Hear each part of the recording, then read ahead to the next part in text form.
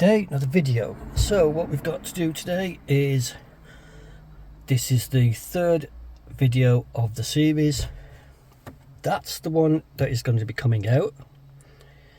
That was covered in the second video where it was benchmarked. Here is its replacement. That was covered in the first video where it was unboxed. And even down here we've got the original one that was in here when this car was first built and was replaced about 2 years ago. I've just been looking, this was actually originally made in the Czech Republic, which I was quite interested in because the car was made in Poland. Stereo, Czech Republic.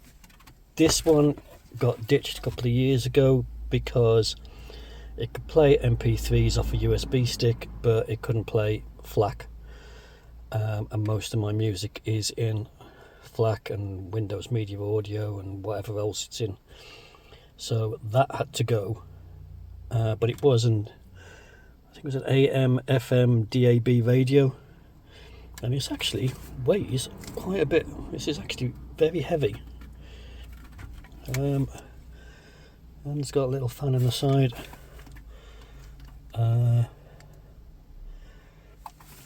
Okay, but that's that one. And then this one replaced it about 2 years ago and has been used ever since. This one's got 2 GB of memory. After that, I then replaced all the speakers in the car, fitted some sound insulation. That's in some other videos. And now this one's going to be replaced with a 4 GB version, just because I'm curious to see whether 4 GB makes a difference over 2 GB.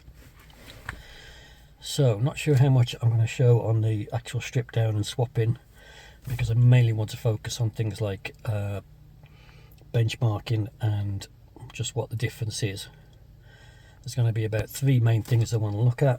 This one takes 47 seconds before it will start up and will respond to touch. So you've got to wait about 47 seconds while this boots up before you can start doing anything with it. That's the first thing. Second thing was covered in the benchmarking video, where we found that it's got 2 GB of RAM, possibly either Android 9 or Android 11, depending on the software that's analysing it. And in a comparison with a modern smartphone, it's massively outperformed. But it's a head unit, so it doesn't really need to compete with a modern smartphone. So, getting the stereo out. So the first thing you need to do to get the stereo out is you need to remove this panel here. I would suggest you turn all the dials to the left as far as they will go. And then what you need to do is you need to lever all the way around here, and it will just pop out. That's the first stage to swapping, to getting the stereo out, because everything in this car tends to overlap everything else. So it's a way of hiding all the screws, in that you take that out and then you can see some screws that you undo, and then you go on from there and so on. Other thing I will say, if ever you have one of these cars, it's a Fiat 500, if ever you have one, there's 2 little light bulbs behind here, one there, one there. If one of these bulbs is gone, you'll only get half the dash light up here. That was something that did happen a while ago, which I thought was unusual, because I thought, why is only half the dash lit up? But that's why, and it's the smallest little light bulbs behind there. We'll see those in a second. So I'm going to pause the video here, and then I'm going to start taking this bit off. Okay, so for removal, I've got these little orange plastic things. You can find these on places like Amazon. Oh, while we're actually onto it, I will say that even though these Xtrons head units, none of this is sponsored. Everything that you see, I've paid for at some point. It's just purely for my own curiosity that I'm interested to know. Just, you can actually see that's starting to lift up a little bit now. I'm going to pause it there because I need to get I need both hands to get a couple of these things in to work it off. Okay, so that, all the dials turn to the left, levered off all the way around, and then you can then see that's the little plastic clips that was fitted into the little grippy holes around there. That's the two headlamps, two light bulbs, two bulbs, one there, one there. If ever one of those goes, replace them both together, because if one's gone, the other one will go soon. And you see the reason why you need to get it all to the left is that if you look at the little dials, you can see on there, they have a little half moon shape. So that's what the dials on the front panel have to lock into and line up with. So by turning them all to the left when you take it off, then that should work when you take it back on. And then just there, you can see these are what you take off next. Okay, so next thing we need to do, right, we've took the two screws out. That is I think it's a Torque 25, I'm not sure, might be a Torque 20, but right, so that's those two out. Once you've got those two out, you then start levering this panel off. Okay, it's only clipped in, so you now need to start working across on this panel.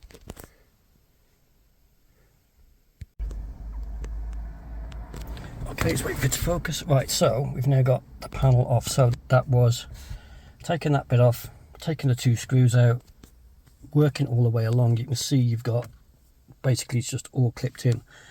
I'm going to have a go at taking that off just to make it a bit easier. If you look, it's not going to focus. Come on, focus, focus. There, it seems to be being held in just at the bottom, and just needs a little screwdriver just to pop the bottom out.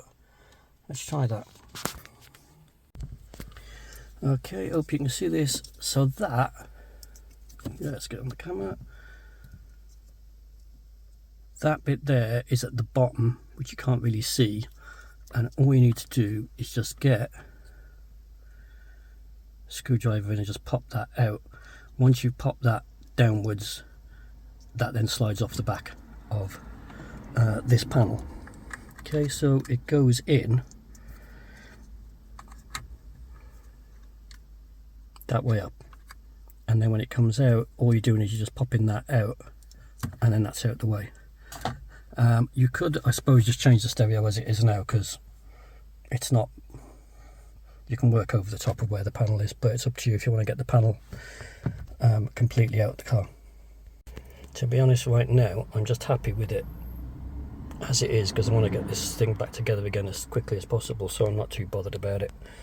Can I get at the stereo? Yes, so I don't need to worry about too much about that.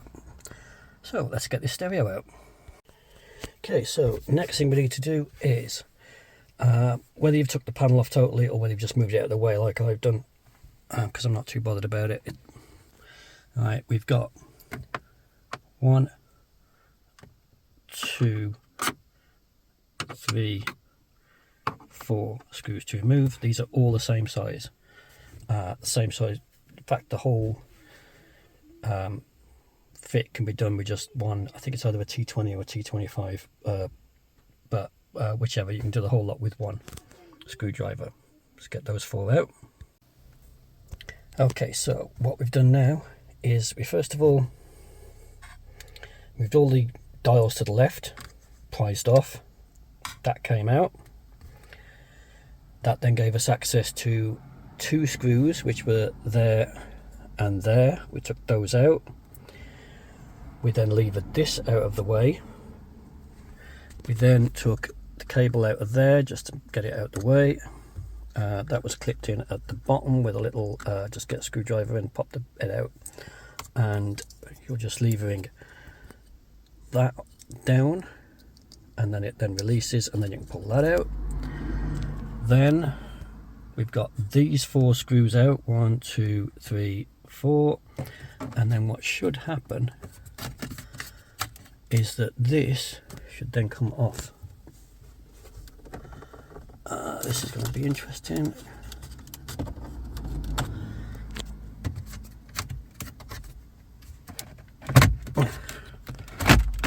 Okay, come on.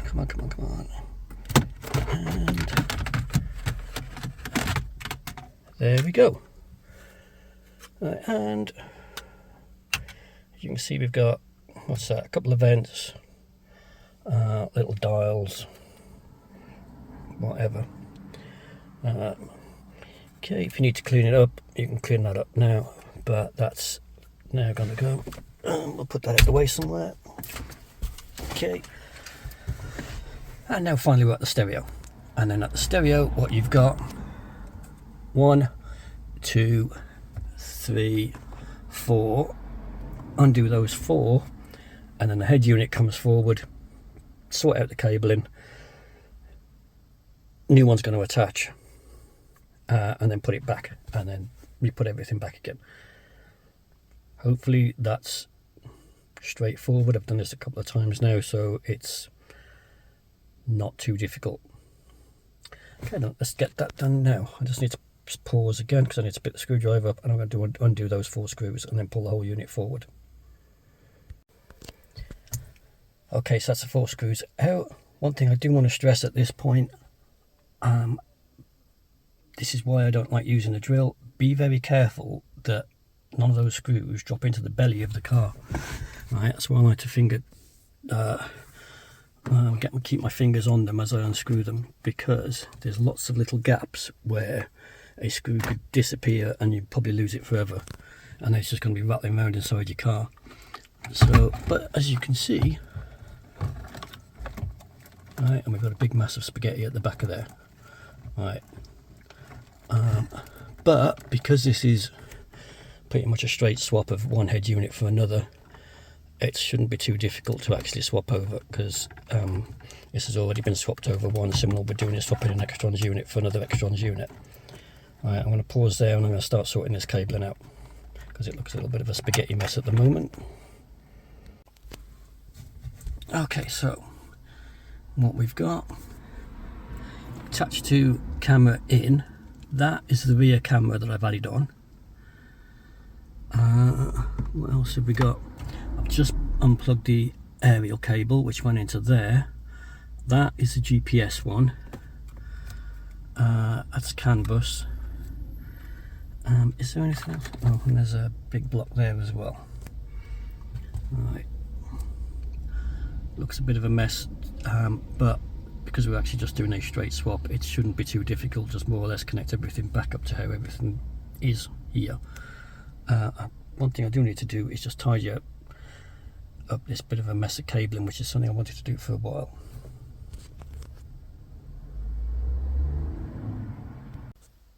Okay, we're starting to disentangle everything. So that is just on a lever. Pop that up. You see the back of that there. That is the cable that goes to my rear camera, which needs to go onto a camera in on the back of the unit. That is what's on the attaching to the unit. That is the Xtrons DAB USB adapter. That's going to a DAB aerial, which at the moment is actually on the windscreen. That's USB cable there, and there was another USB attached which was going to actually to the USB socket down below, but it's not being used. There is a USB auxiliary input there. That's not being used because I never need it, but I might reattach it anyway. And you can see it looks a bit of a mess, but we're going to tidy all that up. Okay, one thing I did wonder, because the USB is down there, I did wonder if it was possible to fit a USB into the dash, maybe up here or something, but from what I can feel, I don't think there is sufficient room behind to do that. Possibly maybe over there, but I can't get to that very easily, because I thought if I could put a USB up here, then I could go to the phone which sits there on a short cable. But looking at it, I don't think there's an easy way to do it. Maybe if you take the glove box out, I think maybe you could get to the back of some of this, but I'm not sure. I think I might just concentrate on getting the stereo in. Okay, so that's the bit that's coming out. So a little lever there, you lift that up to take the old one out, push the new one in, fold that lever down. That then plugs into that on the back of the unit. That one, that looks like it's going into one of those. Let me just check on that. Also, what have we got? GPS, that's already existing, so that's going to fit on there. That's going to be the aerial, so we just need to connect the rest of that into the back of here, and then connect up the camera and connect the USB DAB up, and then try and tidy up this big massive, well, on a PC we call it cable management, yeah, which hasn't really had a fat lot of that so far, but never mind, let's have a go. Yeah, right, okay, so I think I've figured some of it. So all the cabling that came in the unit came with the unit. It's pretty much, they can only go where they can sort of go. So the little tabs are all running along the top. And if you have a look, that one on the left,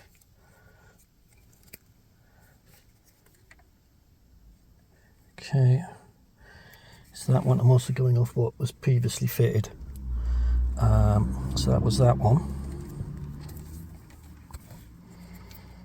That one is going to,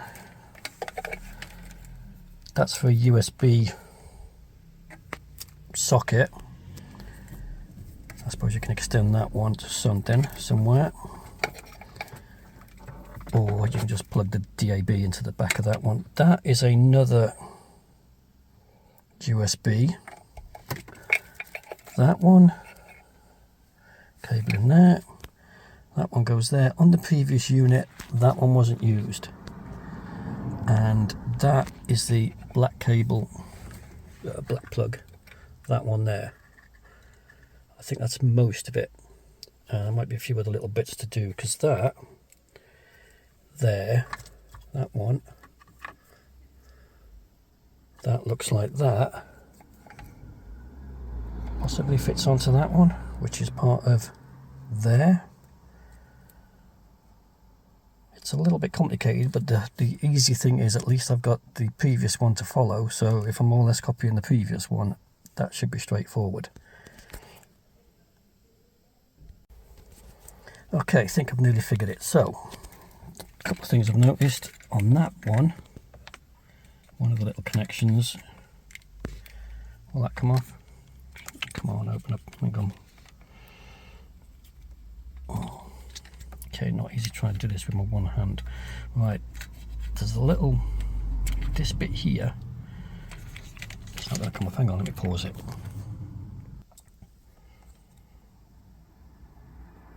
Yeah, there we go. So, right, under there, that looks like it will take a SIM card.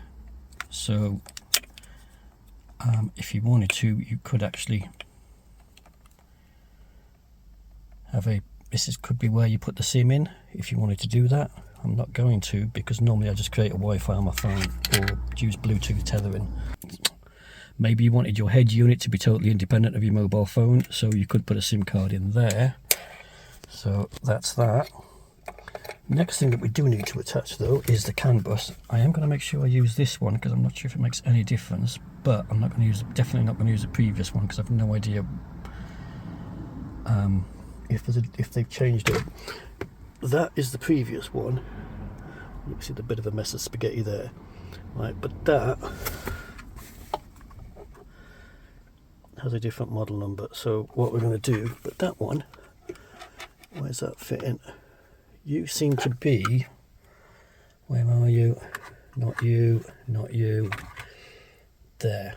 I think that one goes on to that, so we'll put that on. And we're nearly at the stage where we can start putting everything back together again. Okay, so I'm steadily working my way through all this. So what we've got now, that's an auxiliary in right, and we've got another, come on, auxiliary in right.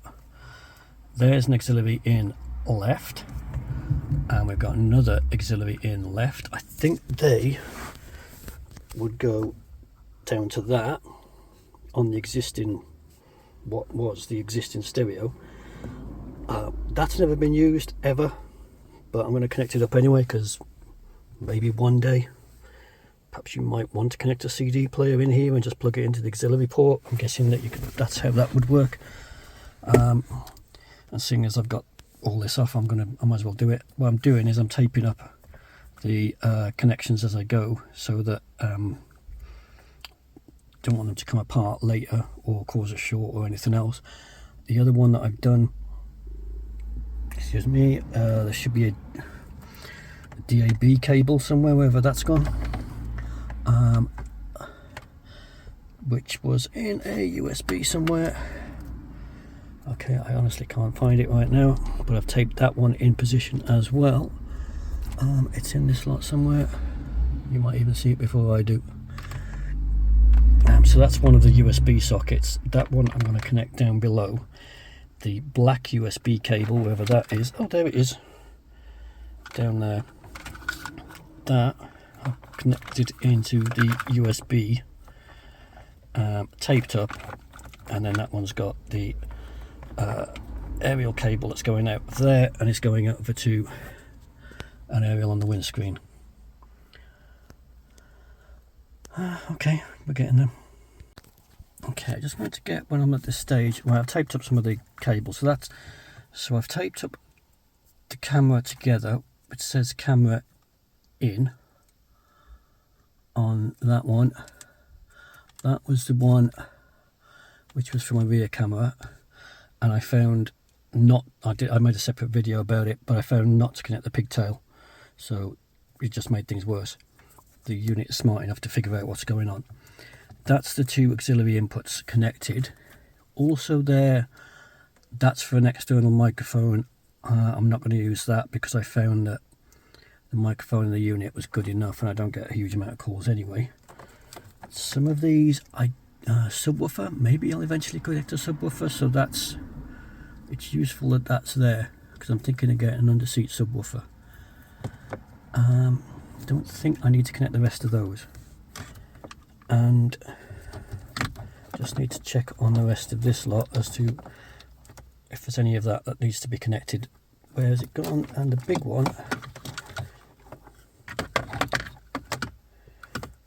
is it you? I think that's the one that's still yet to be connected into the back of the head unit, top right there.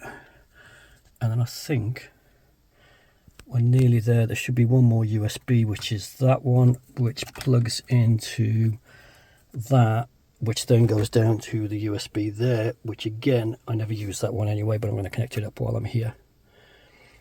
And then I think that's it.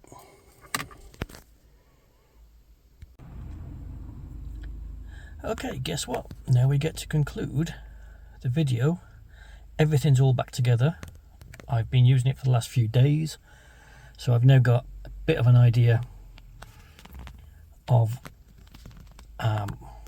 lots of new features. Some things I'm a little bit surprised about, some things not so much. So let's get it on and then have a look at it. Okay, so if I now turn it on, you'll find it actually starts up in about 30 seconds. I'll turn the headlight off. Right. Okay, that's one of the first issues. I haven't been able to change the boot screen from one of about 6 pre-selected versions. The previous head unit actually had a Fiat logo as an option. I've tried putting a Fiat logo on here. It wasn't having it. I've not found what folder I'm supposed to put it in. So at the moment I'm leaving it with that logo. That's one of the things I'm still yet to resolve. Not sure if that's quite in focus. That's a bit better. Okay, but that takes round about 30 seconds to actually boot up. Now I'm just going to make sure that there is nothing running in the background.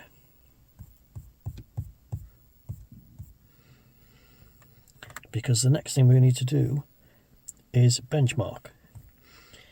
This was a little bit of another issue, trying to get Geekbench 5 on here, finding a working copy.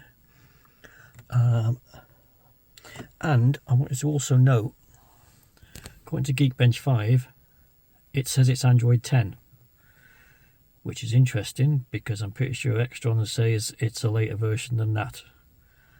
But okay, well, the previous head unit was either Android 9 or Android 11, depending on what was reported on it. But let's run the benchmark. This is saying it's Android 10. Now, one of the things that you might immediately notice if you've seen the first video, was it the first one? No, first one was unboxing. Second video was the previous head unit being benchmarked. This actually runs the benchmarks quicker. It's the previous 2GB RAM head unit, Xtrons head unit, from about 2 years ago. Took about 20 minutes to run Geekbench 5. This one is doing it a lot quicker. I know it still seems like it's running a little bit slow, but I actually ran this earlier just to make sure it would actually run. And yeah, this one does actually rattle through it a lot quicker. Some other things I've noticed. I'm not sure if does it look like it's sort of rolling a little bit. In real life, it looks like a sharper image than probably the video you're seeing there. And you can see we're a fifth of the way through it already. Now, this could be because it's got more memory, which is certainly going to help. But it also looks like the processors are slightly more up to date.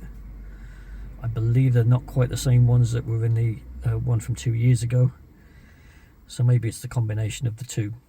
Either way, this is a faster unit. Some of the other things that I've noticed is that, okay, we've got a quicker boot up time. We've also got some of the apps seem to be a little bit smoother in operation.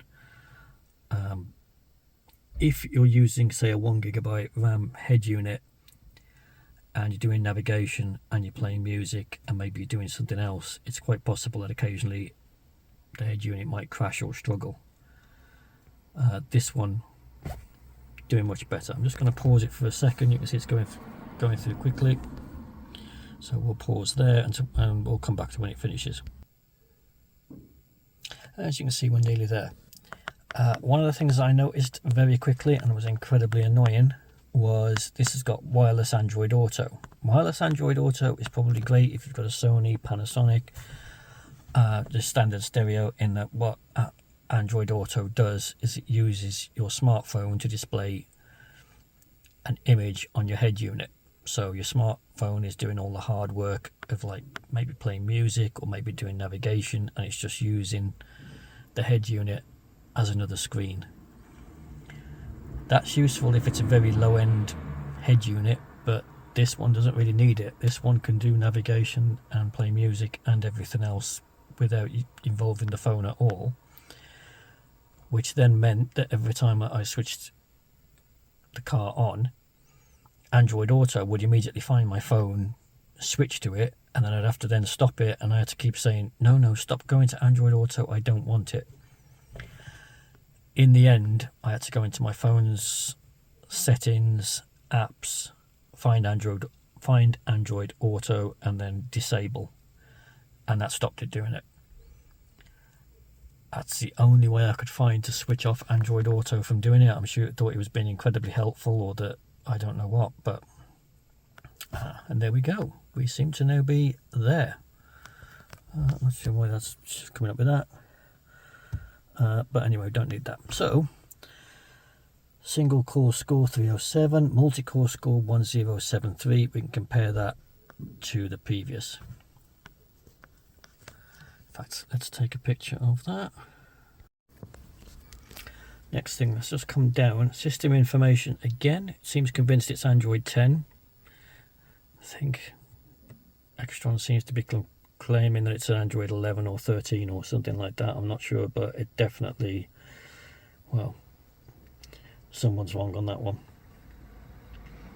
Okay, one processor, 8 cores. I think originally the previous unit also had that, though I'm not sure it was the same processor. I don't think it was. This says it's an ARM chip. I don't think the previous one was. This does say it is a 4GB unit. Possibly graphics, maybe borrowing a bit of it somewhere, I don't know, but definitely more. And you can see some of the results. If you've got a head unit of your own and you can run Geekbench 5 on it, maybe you might want to compare. Point is, this is actually faster than the previous unit.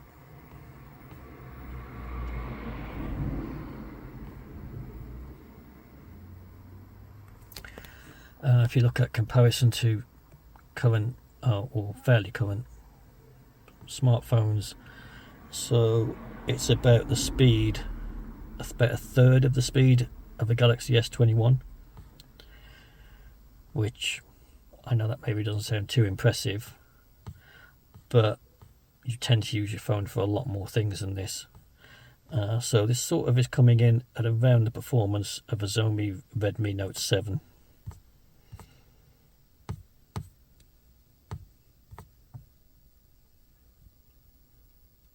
And again, you can see in comparison to a modern smartphone, well, modern smartphone from probably about a year or two ago, probably round about a third of the speed-ish.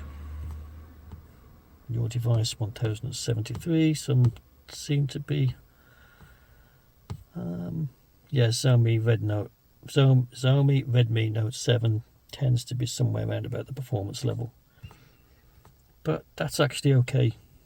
You don't really need to do everything that you can with this. Right, let's get on to... Oh, also the screen resolution is 128 by 720 pixels. I've got a feeling this is actually 600 pixels vertical. Let's come back, because there's another thing. I had a huge amount of problems trying to get a device info to run on this.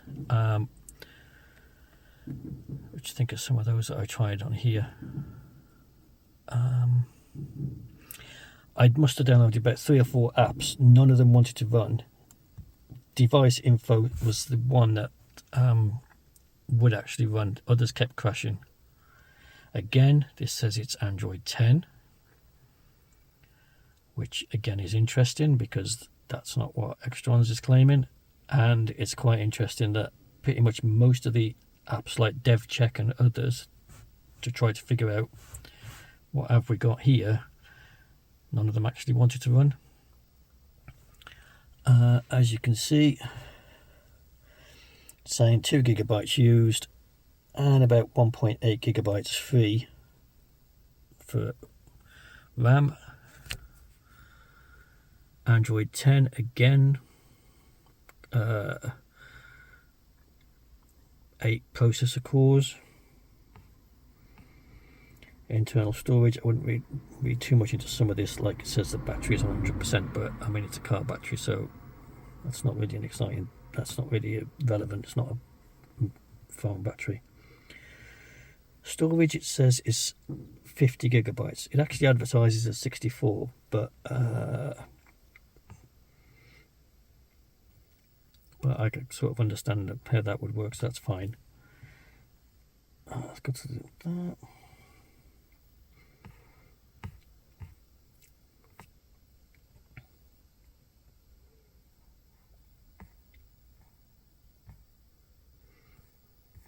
Yeah, when I first switched it on, it was took a little bit of time to sort of change its from Chinese to UK time.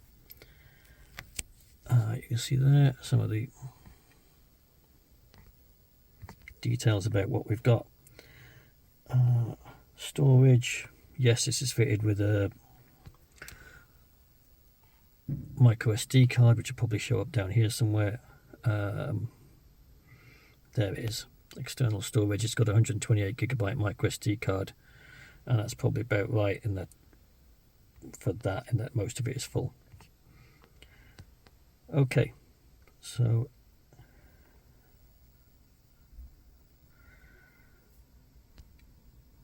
hopefully you can see all that okay. So yeah, even with 4GB of RAM, it's using about 2GB. It's got about 2GB to spare, and at the moment it's fairly idling.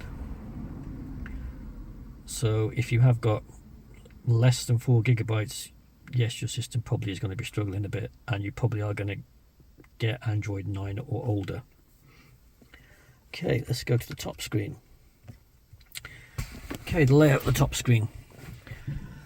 One thing, I don't know how I managed to never figure it out on the previous unit, but on this unit somehow I have got it to display on miles per hour permanently.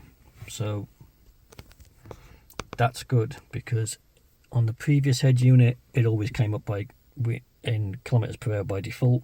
In fact, yes, the speed was about there. It then had a clock on this side, so they've actually changed the layout of the buttons. I'm not too keen on the layout for the top screen.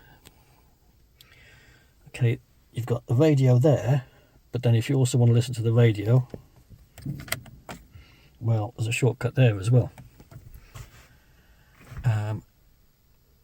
You've got a music player there, which is not very good. You've also got a shortcut to the music player there. That's a shortcut to Android Auto. That, I think, navigation? No, it's radio. Okay. So you've got radio, radio, radio. 3 links to the radio. Great. What used to be down in the bottom right hand corner on the previous one was you press the button here and then shortcuts of recently used icons would pop up. That's now gone. The only way you can get to other icons is by flicking across. Navigation, yeah, you've got navigation there and you've got it there. You don't need all these shortcuts, but whatever. Okay, I'm not going to go too much into all of that because it is what it is. One thing you do need to do, go to settings. Was it about device? Can't remember. No. Car infotainment, yes. So go to about device here, click on the cog, put in the code 78 from what I can remember, press OK. Right, and that takes you to that screen. Things you need to do here. Right, go into the radio, make sure that you've switched on the fact that, well, for me, that I'm in Europe, and also you can see there RDS on. Right, you've got controls there. On the previous one, certainly this was off by default, which meant I didn't even know for the first few weeks that it was an RDS player. Right, if radio data system, if you want it to display the fact that when you're listening to Radio 1 it's showing Radio 1, etc, etc, you need to have RDS switched on. With all of these things, if you've changed any of the settings, don't press save until the end. Choose the back button, change all the settings that you can, then press save. Otherwise, every time you'll be rebooting. That I need to do swap front door, because otherwise, if the left hand door is open, a graphic will show you the right hand door is open, and vice versa. So you need to swap. So when you open the left hand door, the graphic shows the left hand door is open. If you want to see that, I can show that in a second. Come back to another one. Don't really need to worry about that one. boot logo is where you can change the boot logo. I've got it set as that one, but here there used to be loads of Fiat and other car manufacturers, and then you could pick whatever your car was. It's a shame really that it wasn't, seeing as this head unit is designed for a Fiat, it's a shame that it just wasn't there by default, and you know, all the other car manufacturers weren't there. It's not like you're going to sort of think, oh, I'll have a Ferrari boot logo. But as you can see here, you're a bit limited as to which logos you can have.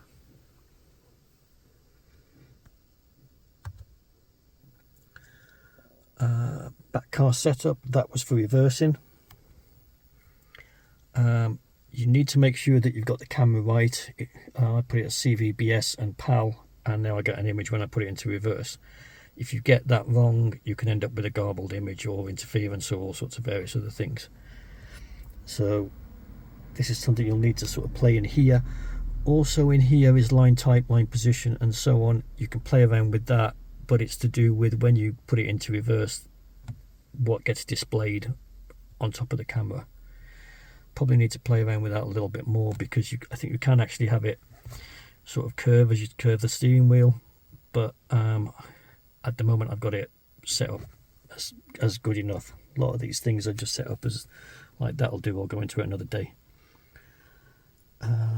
Display, I don't think I changed much in there. Manual, I can't, no, I don't think I changed much in there.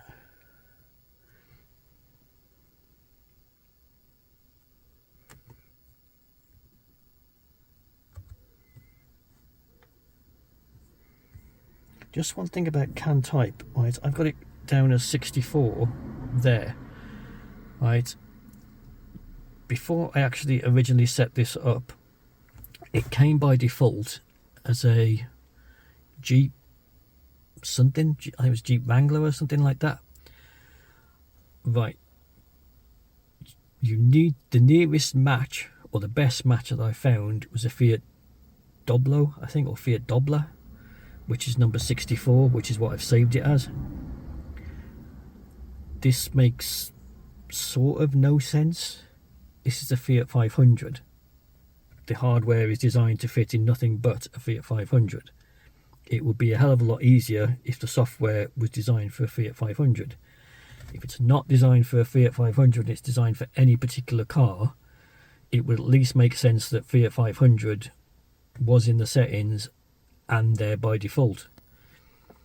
But for some reason it said Jeep something,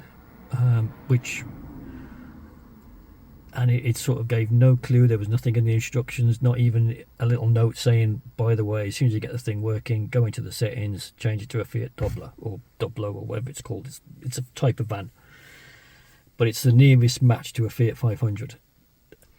It's one of the things I particularly hate, because I'm smart enough to go onto social media and try and ask questions and say what's it best set up as, and then for other people to tell me. If you were some random person who didn't know all this sort of stuff, I'm not sure how exactly you would find that information out. When you've changed everything that you think you need to change, press save, and then the system will reboot and it will then use those settings. Because I've changed nothing, don't really need to stop in these settings anymore. Okay, all that might seem a little bit long-winded, but it's all the sort of things. Honestly, it's like, you know, when you have a new phone and then you have to set up your phone, and it takes a good afternoon of setting everything up and downloading updates and whatever else. Though to be fair, this didn't actually need many updates, but I did have to spend some time figuring out setting up as Fiat Dobler, setting up all the various settings from how they were before, so that when I put it into reverse, the reversing camera works, swapping over the doors, and various other things, and trying to get Geekbench from online and then to install, and then also trying to get device check or something similar to then install. All that took a while. One of the things that I still haven't quite figured out yet, and I'm not sure why it's working, Bluetooth. Okay, Bluetooth is tied to my phone, which is great, but previously it used to share the data from the phone via Bluetooth using Bluetooth tethering, this doesn't seem to work at the moment. I don't know why. Normally if I want to share data I have to create a Wi-Fi on my phone and then go into settings on here, settings, Wi-Fi, and then it will then attach onto the Wi-Fi. That's mildly annoying in that sometimes if you do want to sort of attach to use data for navigation, well, you need to find something. Okay, that's a standard radio DAB player that comes with it. It has got DAB attached. But this version isn't too bad. If you do want something better, personally I prefer DAB-Z, so I had to find that, install that. I've got the volume down so just to avoid any contact match. Actually, Radio 4 might be able to put the sound on. What's a blue, Jolie? Oh, I don't want to impose. Don't be daft. Thought you were expecting a busy lunchtime after the remembrance service. Oh, it is busy. But for that Ruskin himself had described her as a noble, glorious creature, and his father had commented that by her look and minutes. Then have a cup of tea. Go on then. Yeah, have a cup of tea. Okay, so that one works quite well. Something that I would, let me just make sure the volume's down. I would recommend as a music player is Power Amp.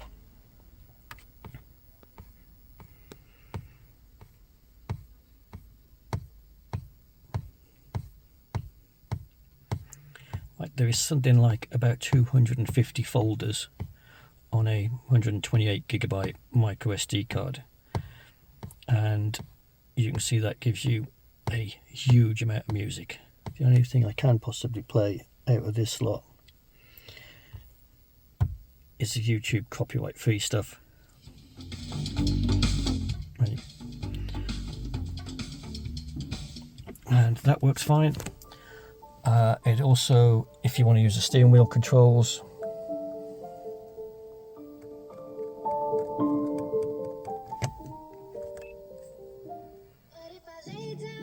that works fine. In fact, can I just show you?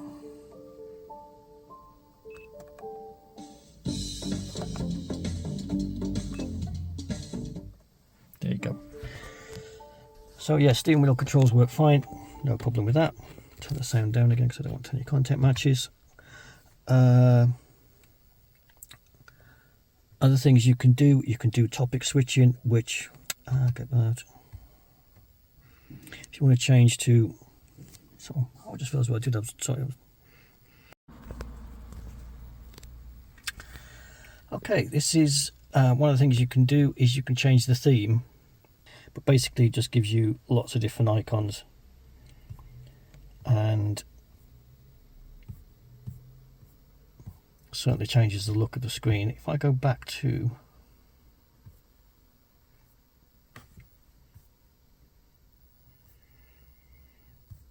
what's it called? Something switcher.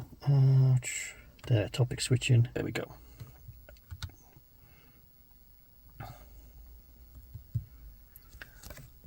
Yeah, so weirdly Google wasn't too happy about it, but if you want to change to this, you can just say yeah, whatever, and you can then get in. There's no reason why you can't switch, and maybe prefer that as a theme. I'm going to switch it back because I must admit, much as I like this, I prefer the original. So let's switch back. There, topic switching. Change, okay. Come on. Switch succeeded. And there we go. Let's clear all this up. Hang on.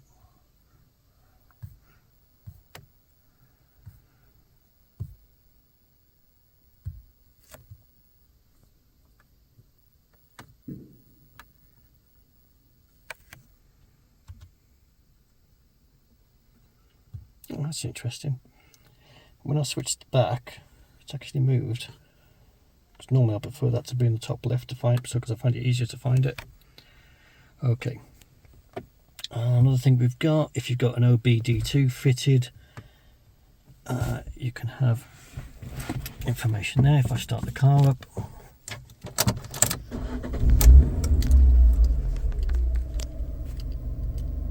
it should take a few seconds while the Bluetooth connects.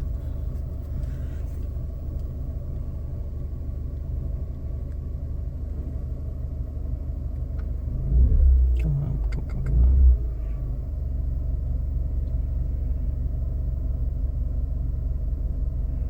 And there we go. So if you want like real-time information when you are driving your car, as you can see there, maybe that's useful, don't know, but I think that's what kept me entertained for at least a couple of minutes. And you can actually sort of do custom things with this.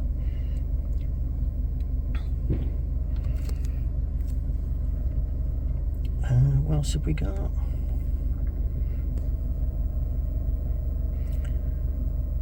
One of the things I find mildly annoying, there's no... Oh, why haven't you decided to stick it? Oh, okay.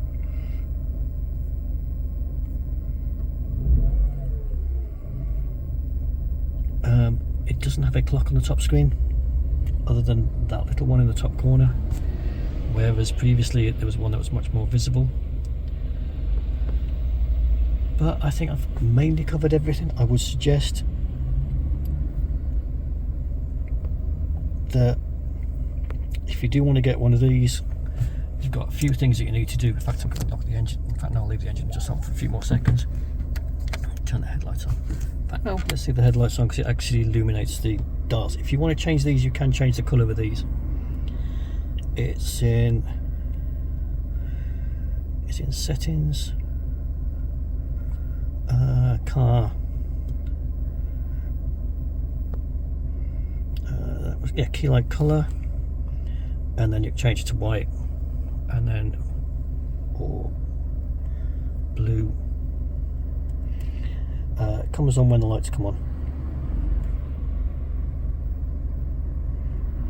I think red is possibly the closest match to the dash, so I'll just leave it on red at the moment, but you can change to other colours.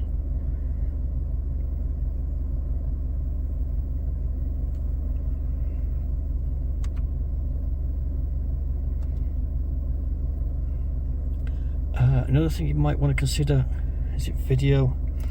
Disable video in motion. I would turn that to off. It's not so much about when you're driving along and you want to show a video or something else like that. It's just that sometimes some of the apps will be disabled whether you like it or not, because you'll start getting told off for saying like, no, you're driving. And I think it's and I can't remember what it was that it sort of jumped in on it, which I thought that's a weird thing for you to try to stop me from.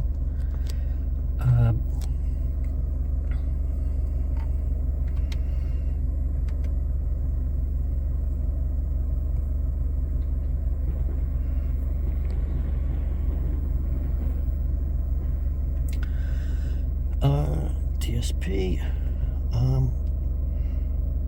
this is quite good. You can sort of move to whichever way you want to sort the balance out, and there's a multi-band equalizer, so you can set up whatever you want for you regarding sound wise as well. That's all covered in that lot.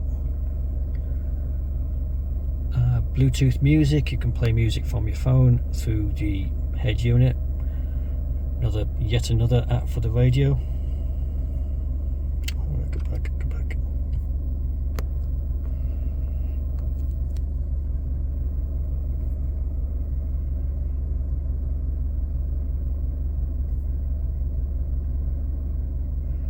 And I think that's mainly it. So, sort of the apps that I would definitely download: Power Amp for one, and you might have to pay about a £5 for it. And DABZ, I prefer that one for if you got a DAB USB attached. Oh yeah, comes with Google Maps, I would also add, wherever it's gone, Waze. I definitely add Waze. Google Maps is good most of the time, but if traffic is busy, Waze will tend to find you a way through the traffic far better than Google Maps does generally. So I would probably go for Waze as well on here as an alternative. But I think that's mainly all the sort of points I wanted to cover, so I'm going to leave it there. Thanks for watching.